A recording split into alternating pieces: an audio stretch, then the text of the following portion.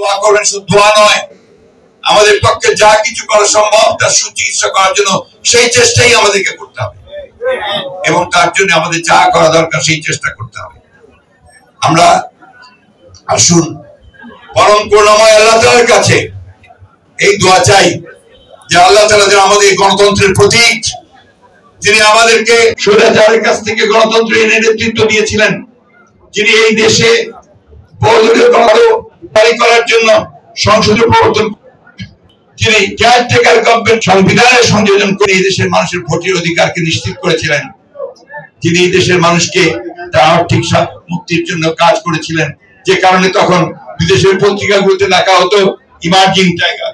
বারবার দেখছি এই আজকে আওয়ামী লীগ সরকার যারা দাবি করে যে তারা নির্বাচিত সরকার, যারা কোনো মতেই নির্বাচন করে কোন সময় আসে, সম্পূর্ণভাবে একটা প্রহসনের নির্বাচন তামাশা করে জোর করে শুধু রাষ্ট্রযন্ত্রকে ব্যবহার করে ক্ষমতা দখল করে বসে আছে এবং বাংলাদেশের মানুষের এক এক করে সমস্ত অধিকারগুলো তারা কেড়ে নিয়েছে, গণতান্ত্রিক ব্যবস্থাকে ভেঙে দিয়েছে, বিচার ব্যবস্থা ভেঙে দিয়েছে, মানুষের কথা বলার অধিকার কেড়ে নিয়েছে, এমনকি মানুষের যে বেঁচে থাকবার যে ন্যূনতম যে অধিকারগুলো সেগুলো তারা আজকে কেড়ে নিয়েছে।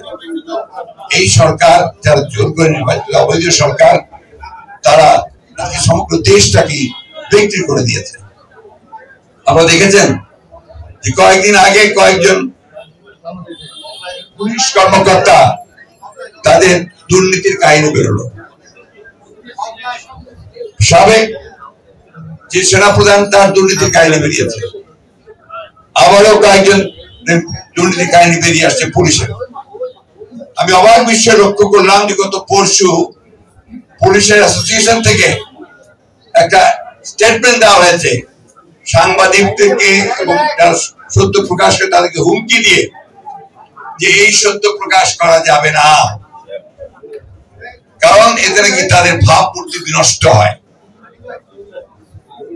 আজকে সারা দেশের মানুষ জানে, সারা পৃথিবী জানে যে পুলিশ বাহিনীর কিছু কিছু সদস্য তারা কিভাবে এই অবৈধ সরকারের সঙ্গে যোগ সাজস করে তারা বিত্ত বৈভব একটা দুর্নীতি পাহাড় গড়ে তুলেছে। শুধু তাই নয়, তারা রাষ্ট্রযন্ত্রকে ধ্বংস করছে এবং গণতন্ত্রকে ধ্বংস করার দায়ও তাদেরকেই নিতে হবে যারা এই বিষয়ে জড়িত আছে। আজকে প্রধানমন্ত্রী, তথাকথিত প্রধানমন্ত্রী যে নির্বাচিত নন, তিনি ভারতে গিয়ে চুক্তি করেছেন, 2 দিন থেকে 10টি চুক্তি করেছেন। চুক্তিগুলো আমরা দেখলাম, এই চুক্তিগুলো বেশিগুলো বলা হচ্ছে আপনার একটা মেমোরেন্ডাম পার্টিকেল সই করেছেন, আর অনেকগুলো চুক্তি যারা করবেন কারিগরি আপনার দল পাঠাবেন সেগুলো নিয়েছে। আমাদের যে সমস্যাগুলো, আমাদের যে তিস্তার পানির যে ন্যায্য হিস্সা আমরা পাচ্ছি না, সেই ব্যাপারে কোনো চুক্তি হয়নি।